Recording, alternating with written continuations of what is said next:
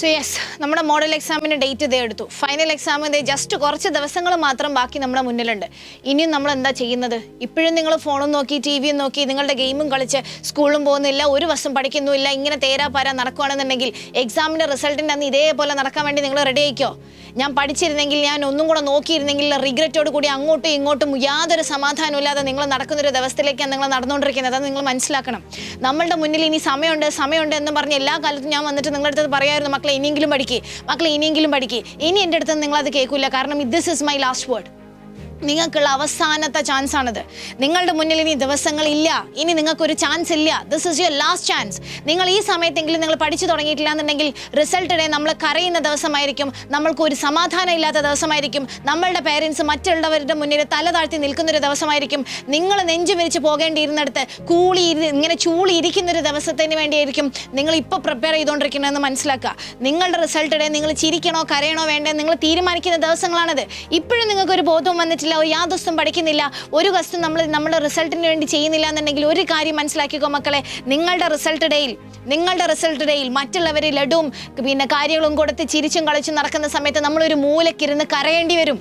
ആ കരച്ചിൽ ആരും കാണാണ്ട് അടക്കി പിടിക്കേണ്ടി വരും. ഒരാളെയും നമുക്ക് കുറ്റം പറയാൻ പറ്റില്ല, ആരെയും നമുക്ക് കുറ്റം പറയാൻ പറ്റില്ല, നമ്മുടെ സിലബസിനെ പറയാൻ പറ്റില്ല. കാരണം ആ സമയത്ത് നിങ്ങൾ കണ്ണാടി നോക്കിയാൽ കാണുന്നത് എന്താണോ അത് മാത്രമേ നിങ്ങളുടെ മുന്നിലുണ്ടാവുള്ളൂ.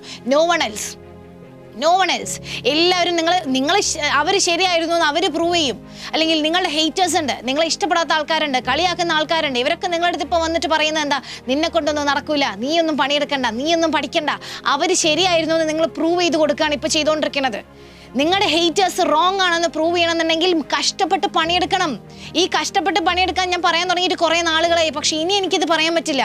This is your last chance. നിങ്ങൾ ഇനിയെങ്കിലും നിങ്ങളുടെ പഠനത്തിലേക്ക്, നിങ്ങളുടെ റിസൾട്ടിന് വേണ്ടിയിട്ട് നിങ്ങൾ പണിയെടുക്കാൻ റെഡി ആയിട്ടില്ല എന്നുണ്ടെങ്കിൽ നമ്മുടെ കയ്യിൽ നിന്ന് പോകും നമ്മുടെ റിസൾട്ട് വരുന്ന ദിവസം.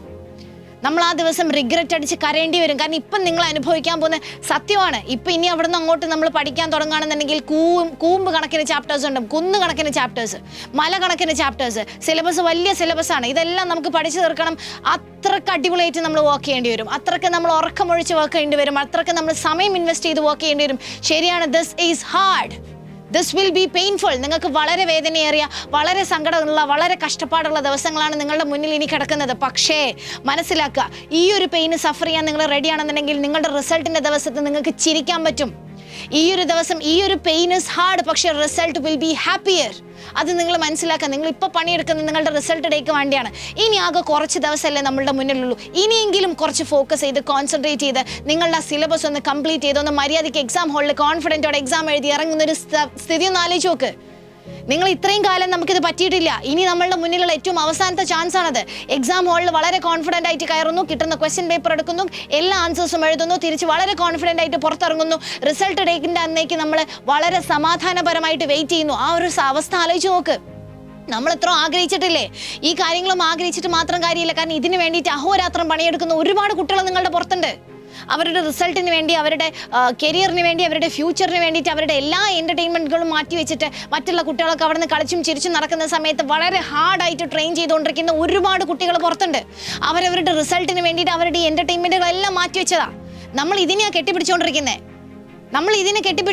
നമ്മൾ പ്രതീക്ഷിക്കുന്നു എന്ത്, നമ്മുടെ റിസൾട്ട് അടിപൊളിയാവും എന്നുള്ളത്. എവിടെയെങ്കിലും കിട്ടുമോ? ഈ ടോപ്പേഴ്സ് എന്ന് പറയുന്നത് ഒരിക്കലും അവർക്ക് ജന്മനാ കിട്ടുന്ന എന്തോ സംഭവം, അല്ലെങ്കിൽ അവർക്ക് മാത്രം കിട്ടിയ എന്തോ പ്രത്യേക കഴിവൊന്നുമല്ല. നമ്മൾക്ക് കിട്ടുന്ന അതേ 24 മണിക്കൂറാണ് ഈ ടോപ്പേഴ്സിന് കിട്ടുന്നത്. നിങ്ങൾക്ക് കിട്ടുന്ന അതേ NCERT ടെക്സ്റ്റ് ബുക്കാണ് ഈ വരുന്ന ടോപ്പേഴ്സിന് കിട്ടുന്നത്. നമ്മൾക്കുള്ള അതേ സിലബസ് തന്നെയാണ് അവരും പഠിക്കുന്നത്. പക്ഷെ അവരവരുടെ സമയം കറക്റ്റായിട്ട് യൂട്ടിലൈസ് ചെയ്യുന്നു. നമ്മളുടെ സമയത്ത് എൻ്റർടൈൻമെൻറ്റിന് വേണ്ടി ഫോക്കസ് ചെയ്ത് മാത്രം നടക്കുന്നു. പ്ലീസ്, ഇനിയെങ്കിലും ഞാൻ വേണേൽ കൈകൂപ്പി നിങ്ങളടുത്ത് പറയാം, ഇത് ഈ കേരളത്തിലെ മക്കൾ ജസ്റ്റ് പഠിക്കണം എന്നുള്ളതുകൊണ്ട് മാത്രമാണ്. അല്ലാണ്ട് എനിക്കിതിൽ ഒരു ലാഭവും ഇല്ല, നഷ്ടവും ഇല്ല. നിങ്ങളത് മനസ്സിലാക്കുക. ഇവിടെ എൻ്റെ മുന്നിലിരിക്കുന്ന കുട്ടികൾ, കാരണം ഇപ്പോഴത്തെ നിങ്ങളുടെ പ്രശ്നം എന്താണെന്ന് വെച്ച് കഴിഞ്ഞാൽ, നിങ്ങൾക്കുള്ള ഒരുപാട് പേർക്ക് കഴിവുണ്ട്. നിങ്ങൾക്ക് ഒരുപാട് പേർക്ക് ഒന്ന് പണിയെടുത്തു കഴിഞ്ഞാൽ നല്ല മാർക്കിലേക്ക് എത്താൻ പറ്റുന്ന ഒരുപാട് കുട്ടികൾ എൻ്റെ മുന്നിലുണ്ട്. പക്ഷേ നിങ്ങൾ പരിശ്രമിക്കാത്തതിൻ്റെ പേരിൽ നിങ്ങൾക്ക് കിട്ടേണ്ടതായിട്ടുള്ള ഒന്നും നിങ്ങൾക്ക് കിട്ടാതിരിക്കരുത്.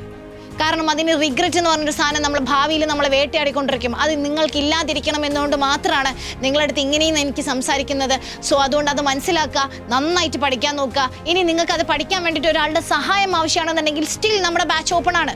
നിങ്ങൾക്ക് വേണ്ടിയിട്ടുള്ള നമ്മളുടെ ബാച്ചിലുള്ള ക്ലാസ്സുകളും നിങ്ങൾക്ക് ക്വസ്റ്റ്യൻസും കാര്യങ്ങളൊക്കെ പ്രാക്ടീസ് ചെയ്യാൻ ഓരോ ചാപ്റ്റർ ഓരോ മണിക്കൂർ വെച്ചിട്ട് വൺ ഷോട്ടുകളായിട്ടൊക്കെ നിങ്ങൾക്ക് എന്ത് ചെയ്തിട്ടുണ്ട്, ചാപ്റ്റേഴ്സ് നമ്മുടെ ആപ്പിൽ നമ്മൾ റെക്കോർഡ് ചെയ്ത് ക്ലിയർ ആക്കി വെച്ചിട്ടുണ്ട്.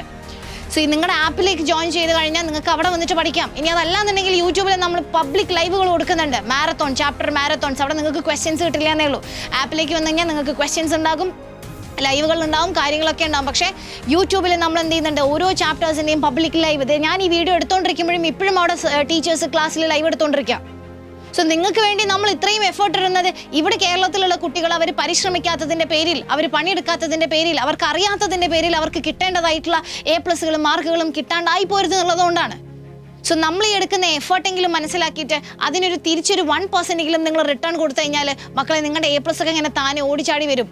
ഒന്നാലോചിച്ച് നോക്കിക്കുക, ആ റിസൾട്ട് വരുന്ന ദിവസം നമ്മളുടെ ആ റിസൾട്ട് ബോക്സ് എടുത്തിട്ട് അല്ലെങ്കിൽ ആ കമ്പ്യൂട്ടറിൽ അല്ലെങ്കിൽ ഫോണിൽ നിങ്ങൾ ക്ലിക്ക് ചെയ്തിട്ട് നിങ്ങളുടെ റിസൾട്ട് വരുമ്പോഴുള്ള ഇടി ഉണ്ടല്ലോ, ഹൃദയത്തിൽ നിന്നുള്ള ഇടി, ആ ഇടി എത്രത്തോളം കുറയ്ക്കാൻ പറ്റും എന്നുള്ളത് നിങ്ങൾ ഇപ്പോൾ എടുക്കുന്ന പണിക്കനുസരിച്ചിരിക്കും. So please work hard, please work for your future.